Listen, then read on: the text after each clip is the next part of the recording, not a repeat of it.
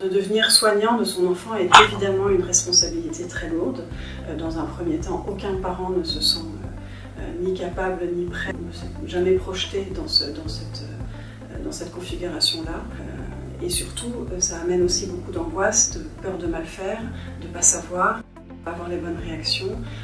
Et ça augmente évidemment énormément la charge mentale des parents de devoir gérer, en tout cas au début, le traitement du diabète. Toute la difficulté, effectivement, en tant que parent, c'est de pouvoir petit à petit trouver la bonne distance, ni trop près ni trop loin, pour à la fois accompagner l'enfant et l'aider dans l'appropriation de sa maladie, et aussi de l'accompagner vers son émancipation et le fait qu'il puisse devenir autonome.